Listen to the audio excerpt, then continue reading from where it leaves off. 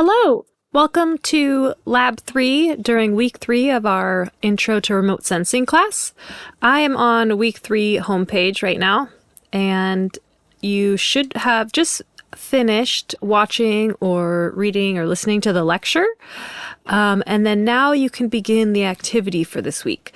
So the first step was to be sure to review lecture 3 because that has a lot of the background information on the bands and Composite for ArcGIS Pro and for remote sensing in general.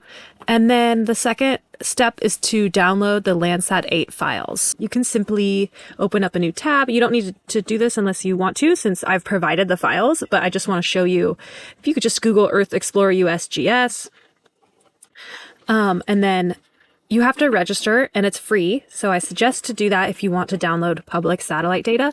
And then from here, you can use the search criteria and you could search San Luis Obispo or a certain state, or you could similarly just navigate to the location on the map.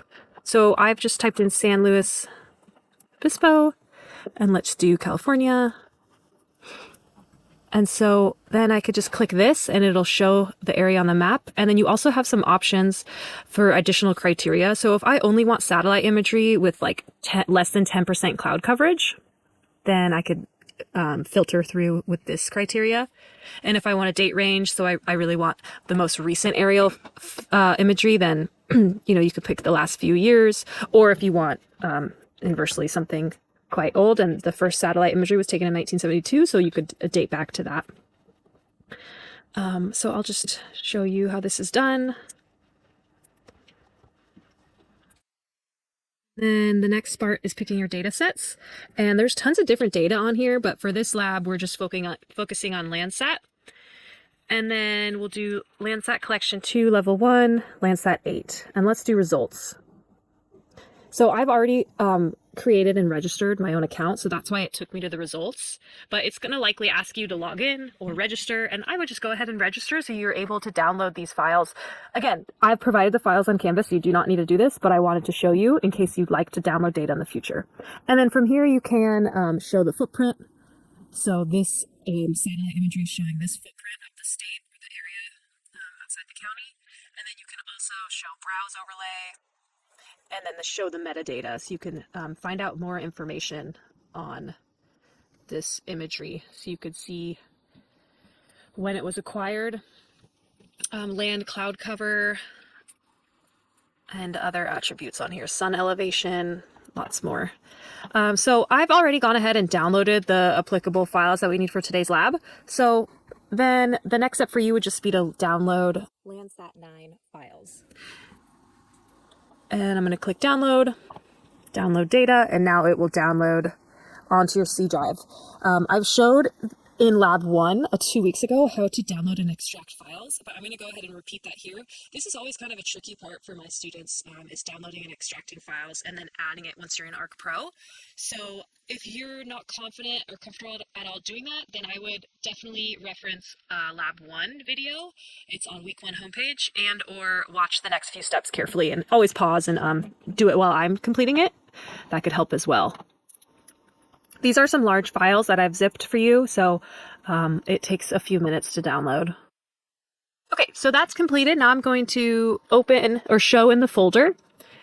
And you can see it's downloaded in my downloads folder on the C drive. So here's my downloads folder. So you can always navigate to your downloads folder, going to your C drive, users, your name, and then it's right here. Next thing you want to do is right click the zipped file folder and select extract all. And hopefully you have a class folder. I would extract it into somewhere you know, and it's good to stay organized. So I've started a Geology 234 folder. So I'm going to do week 3 and then select that folder. And if you haven't created a folder, you can right click and new and folder. But for now, I'm going to just select that folder and then select extract. And note that I don't even have Arc Pro open yet. So it's best to do this without even starting Arc Pro, so you don't get confused. You don't have to add a folder in Arc Pro and then refresh it in case it's been added after you started the Arc Pro. So this is the recommended best practice. And then just like that, it's downloaded and extracted into the week 3 folder. The next step is starting an Arc Pro project. So I'm going to search for ArcGIS Pro. There it is. And I'm going to start a blank project. And I'm going to save this project within that week 3 folder that I created for this class. So I'll select map, and then I'm going to navigate to, not on OneDrive, it's on my C drive. So this PC. So your local drive in front of you is called the C drive, and that's going to be your local C drive. You may have like OneCloud or other external flash drives connected. So you can save your project wherever you'd like. My recommended best practice is to save it on the C drive, the local disk, and then upload it to a OneDrive after the fact. So you could zip the whole file, the whole folder, project folder together, and then upload it to OneDrive. Okay. Create a folder for this project. Sure, I'm going to create a folder. So everything that I do in this Art Pro is going to be saved in that folder under week 3. And it's called, I'm going to just call this Lab 3 Composite Bands. Okay.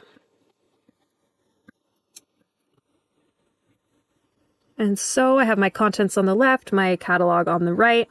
Now I'm going to connect to the week 3 folder because it has my data in it. So I'm going to go up 1 folder and connect to week 3. So I saved this project folder in week 3, but there's other things that I need in week 3, and so it's not shown under the project folder. So I got to connect to week 3, and then now I see my data. Okay, so I have the 11 bands at the top here of data that we're going to use in today's lab. I'm going to add all of them to the map. Oh, to do that, I clicked on the top, you hold down Shift, and then you click the bottom file, and that'll select all the files from where you clicked at the beginning to where you clicked at the end. And this could take a while. These are large files, raster data sets that I'm adding to the map. So now that my bands are loaded into Arc Pro, I'm going to reference the USGS website to gather information about the 9 spectral bands, 1 through 9, and then the 10 and 11 bands that are thermal infrared sensor bands. And so you can do this, and I'll provide the links on Canvas. But so we're looking at Landsat 9 data today. Landsat 8 and Landsat 9 have the same band information. This is a great resource for finding out information about the specific bands and even about the sensors as well. So the instruments on board Landsat 9 are improved replicas of those currently collecting data on board Landsat 8. So that's why a lot of the times on Earth Explorer, Landsat 8 and 9, you can download simultaneously because it has the same band information. Okay, so back to USGS website. Here I have the 9 spectral bands, and I want to look at the spatial resolution. So bands 1 through 7 have the same spatial resolution of 30 meters, and then band 8 is 15 meters. So and band 9 is 30. But for today's lab, we're just going to make a composite of bands 1 through 7. And we'll leave out 8, 9, 10, and 11. 10 and 11 are thermal infrared spectral bands, and so they also have a spatial resolution of 100.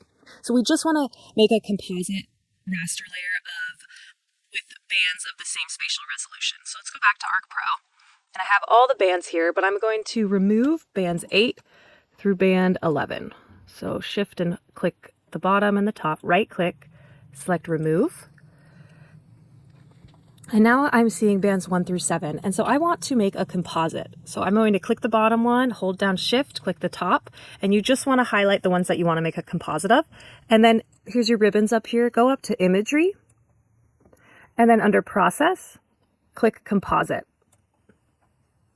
And in seconds, it'll make a composite layer of all the bands that you highlighted. And by default, it selects the bands for you, but we're actually going to select the bands ourselves now that we have a better understanding of the band types and which band should go into which RGB slot. So let's click on composite layer, right click and click symbology. And then by default, it selected band 1 as red, band 2 as green, and band 3 as blue. But we want to change that. So we're actually looking at San Luis Obispo here. Oh, I think I'm a little too far north. Let me zoom out again. Here we go. Here's San Luis Obispo. And I see there's a bit of cloud coverage. So maybe next time I want to find imagery that doesn't have as much cloud coverage. But for today's lab, this works just fine. So the purpose of today's lab is to make different composite combinations. The objective is to at least make 2, one natural color, so what looks like what you'd see in the real world, and one false color combination, which I've talked about in the lecture. And again, we're going to reference, I just You can Google and find a lot of information online about common Landsat band combinations for Landsat 8 and 9. And also the USGS website has information about this as well, and my lecture slides. So natural color consists of band 4, 3, and 2. That means in the red slot is 4, in the green slot is 3, and in the blue slot is 2. So let's do that to make natural color. 4, 3, 2. And see how this looks, how you would see in the real world if you looked on an atlas or a photo. This represents a kind of a natural color according to how our eyes would see it. And so you could take a screenshot of this. I'd like your name in the top right to be shown in the screenshot. So to do a screenshot is Shift Windows S. And if you're on a Mac using a different software, it's going to be something different, but you can always use the snipping tool. And then let's just take our screenshot.